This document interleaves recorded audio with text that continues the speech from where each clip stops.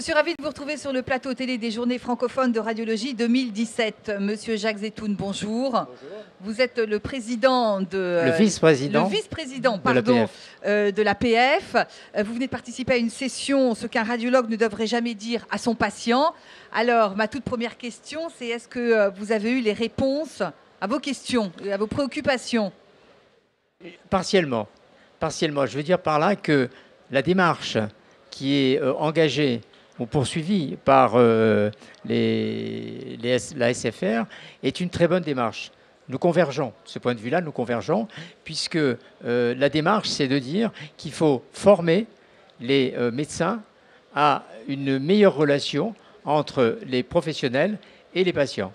De ce point de vue-là, nous sommes satisfaits, bien sûr, puisque c'est une demande récurrente. Les témoignages que nous avons recueillis en vue de ces journées-là nous le démontrent.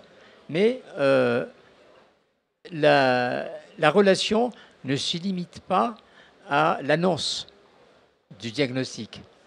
On a beaucoup insisté sur l'annonce du diagnostic tout à l'heure. Le professeur Patak, le professeur Ichou ont insisté sur la formation, qui est une excellente chose. Le professeur Patak a fait une analyse très fine de l'évolution de la médecine et de la relation entre le patient et le médecin, avec une préoccupation à la bienveillance, à l'empathie vis-à-vis du patient, à faire en sorte que le comportement soit le plus adapté en fonction du patient. Donc ça, c'est quelque chose qui nous satisfait, bien sûr. Le professeur Ichou a fait état d'ateliers de théâtre pour une meilleure écoute et une meilleure relation entre les deux. Quoi de mieux que le théâtre pour ça? C'est formidable.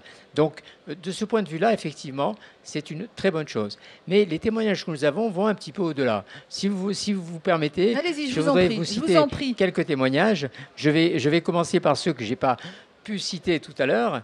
Ce sont des remarques désobligeantes de la part donc, des radiologues.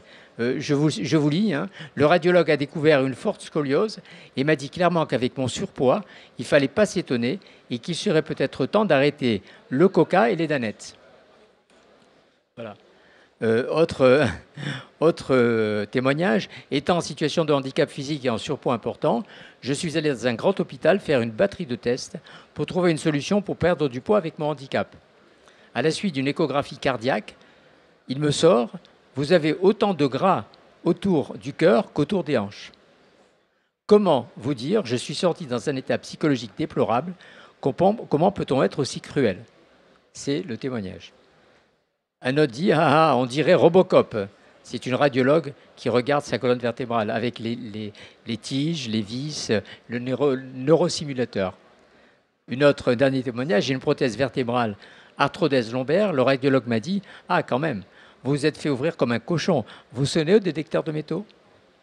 Vous voyez le genre de remarques faciles qui se voudraient être de l'humour pour le radiologue, mais qui est vécu de façon très dure par le patient.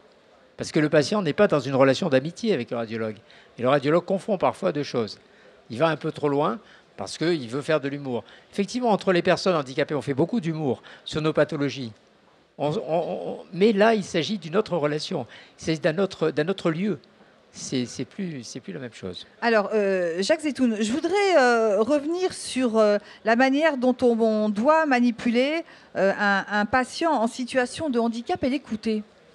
Oui, alors sur la manipulation, j'ai d'autres témoignages sur la manipulation. Lorsqu'il s'agit de faire un IRM, il y a une personne qui a une forte spasticité, qui est tétraplégique, forte spasticité, et qui doit faire un IRM. Alors évidemment, si vous bougez, ça fait des artefacts dans les images qui sont plus lisibles. Donc cette personne-là disait au manipulateur, écoutez, moi je peux me contracter, et pendant ma contraction, vous pouvez prendre la radio. Ce n'est pas une IRM, c'est une radio. Donc, certains manipulateurs le comprennent et d'autres ne le comprennent pas. Et donc appuient à un moment où il ne faut pas appuyer. N'écoute pas le patient. Dis oui, mais ne l'écoute pas en réalité. Donc ça, c'est quand même un moment... C'est une sorte de respect de dignité quand même qui est dû au patient. Et là-dessus, il ne faut pas non plus être inconscient. On est conscient qu'il ne faut pas demander l'impossible aussi au manipulateur. On ne peut pas lui demander des choses qu'il n'est pas en mesure de faire. Mais il y a un minimum quand même dans l'écoute du patient. Voilà. Alors, j'ai d'autres témoignages. Hein, Dites-moi, en fait, ce qu'il faut dire aussi, c'est que le patient est en mesure de comprendre ce que le radiologue lui dit. Bien sûr, Voilà. tous les patients ne sont pas en mesure de comprendre la même chose.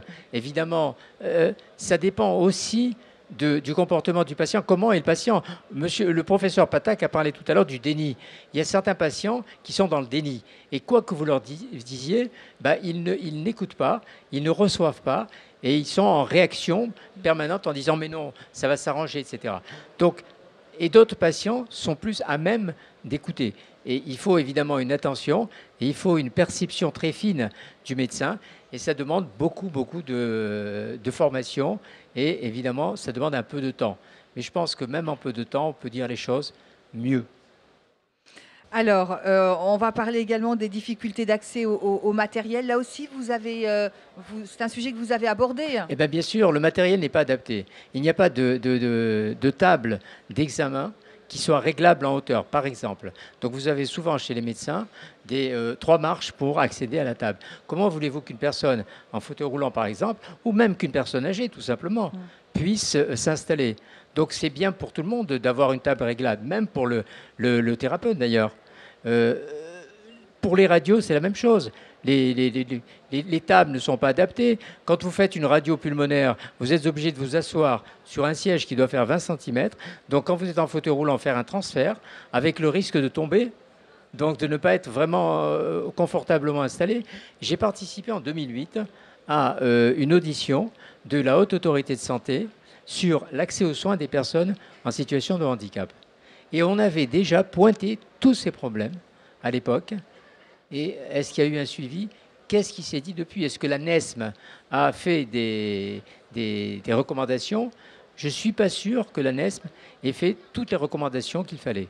Donc, vous voyez, le temps du patient n'est pas du tout celui de la technique, celui des thérapeutes. En tout cas, ce que vous dites à propos de cette session, c'est que vous vous êtes entendu effectivement avec les radiologues et ils comprennent, ils savent effectivement vos difficultés. Ah oui, absolument. Voilà. Ils sont conscients des difficultés. D'ailleurs, la meilleure preuve, c'est qu'ils nous ont invités. Voilà. Ils nous ont invités aujourd'hui. Déjà. Donc, voilà, moi, je les en remercie, puisque c'est la meilleure preuve qu'ils sont conscients de ces difficultés et qu'ils veulent améliorer leur pratique, évidemment. Donc, de ce point de vue-là, nous sommes satisfaits. Vous avez le sentiment quand même que les choses évoluent depuis des années? Lentement. Pas assez vite, lentement, bien sûr. Enfin, sur l'adaptation du matériel, presque pas. Je dirais pas.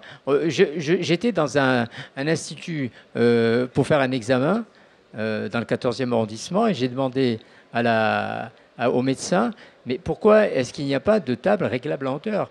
Vous me faites un examen sur mon fauteuil, mais ce n'est pas suffisant. Et elle me dit, ça coûte cher. Ça coûte cher pour un institut.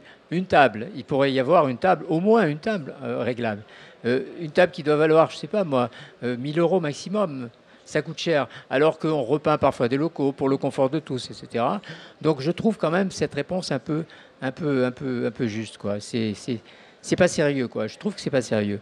Donc j'ai le sentiment qu'on se dit, sans l'exprimer vraiment, ils sont pas nombreux, donc c'est pas important. Bon, c'est comme si que dans une famille, quand arrive un 10e enfant, on disait il n'y a pas à manger pour lui.